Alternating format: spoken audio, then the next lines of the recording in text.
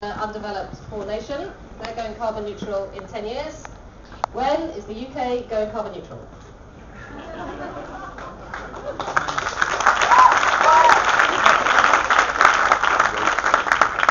Start by saying that it was an incredibly moving and brilliant film to congratulate you on your work on it, because it's a brilliant work, and I want as many people as possible to see this.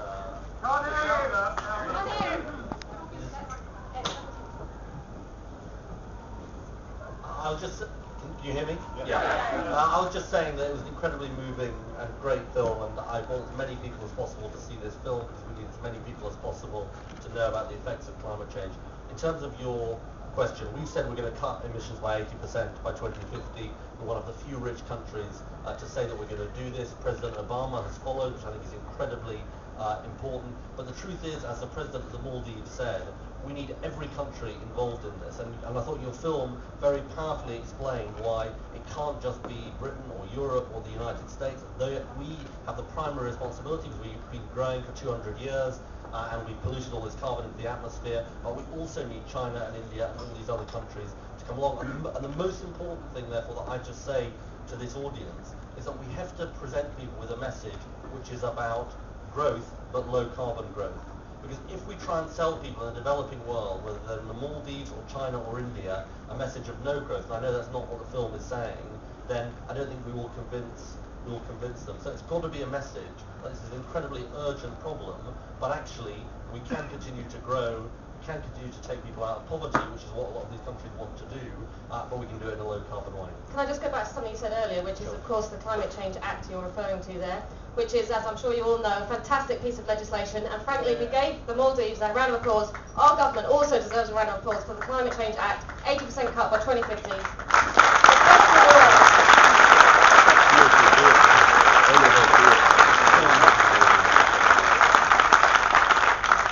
But that is the talk, and that is the promises, and that is 2050, and that's a very long time away. What about the reality, Mark? Scientific opinion. Sorry, we didn't mean to pin you in. I think you are between the two of us. You don't have a chance. You know that. I think we all agree that the Climate Change Act has been path-breaking for the whole of the world. But there are some really disturbing short-term things happening here in the UK. We're expanding the motorway network. We've just said, the government has just said yes to the third runway at Heathrow Airport, and potentially we'll be saying yes to the first new coal-fired power station for 30 years in this country at Kings North in Kent. And coal-fired power is, of course, the most carbon-intensive way of generating electricity that we know. So I would hope very much that you'll be able to tell us now that the Kings North decision will be a no. Let me just say this about coal, because this is a really important point. It goes back to my point about China and India. I don't think we can carry on building unabated coal-fired power stations in the way that we've done. Absolutely right. But we have a responsibility also, which is to show that we can use the new technology, which is called carbon capture and storage, which reduces emissions from coal-fired power stations by 90%.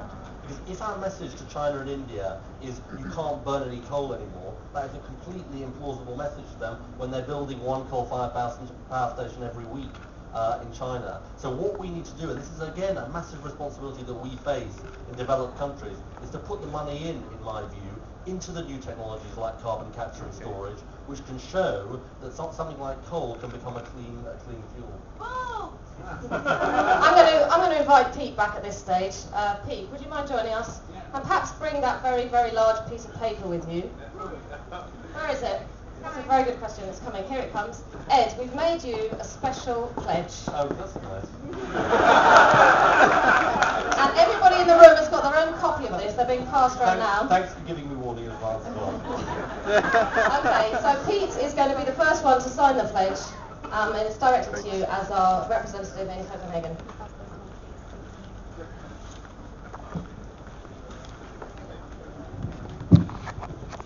I don't know whether you can all see that. We may not be all be able to read it. And it is true, Mr. Milliband, you're right, but it was thrown on me as well pretty quickly. In these days of spin, we have to spin pretty quickly. I I've had enough of promises. We tried to get Mr. Blair not to go to Iraq, and he went to Iraq. 2.5 million people walked in the streets of London. We weren't heard.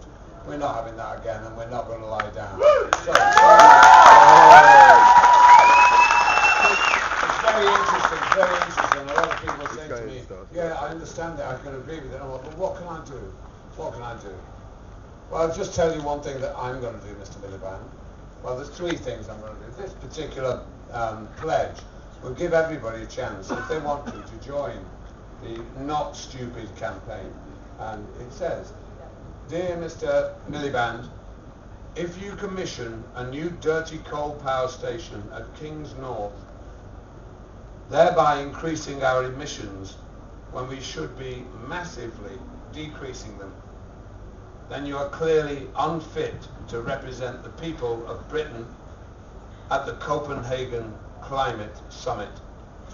And therefore I promise to, and there are 6 options here, there's a 6th option at the bottom which says add your own. Right? This is very difficult to do. I'm going to do it. My first thing would be to very sadly return to Her Majesty the Queen the OBE that I was given in 2002, because I don't believe that I can be a real officer of the British Empire if that is what's going to happen. So that would be my... The OBE goes back. If the government in November make the wrong decision at King's North, this is what I will do. The OBE goes back. At the same time, I will say to Her Majesty, as a citizen and not as an officer of the British Empire, I would like you to dissolve this present Parliament, because they're not capable of dealing with a mandate that they've been given by the people. Spinning is not enough. So that would be the second thing. Right over there, sorry. Oh, Pete just agreed to take direct action now. It's a good job I'm not an activist, isn't it? You are now, you just agreed. And the very last thing I would do is, unfortunately, I would never be able to vote for the Labour Party again. Full stop. I would never, ever be able to vote for the Labour Party again, Mr. Milliband. And I want you to tell that to the party and to Mr. Brown and any of your other cohort.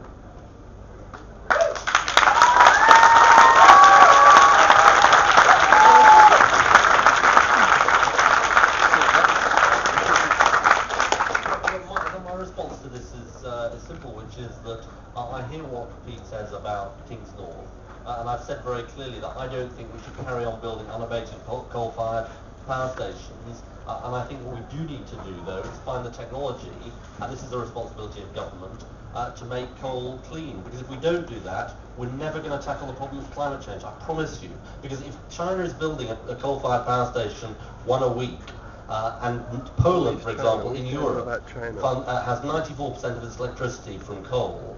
The easy thing to say is we can do it all with renewables. Well, I think what Pearson has done in renewables is brilliant, but we can't do it all from renewables. You need, I'm afraid, clean coal-fired power stations. You also need nuclear, which is not very popular with some people in this audience. But you need all the low-carbon technologies that are available, and you need to use all of them. And that's not a sort of romantic response, but it's the right response, I think.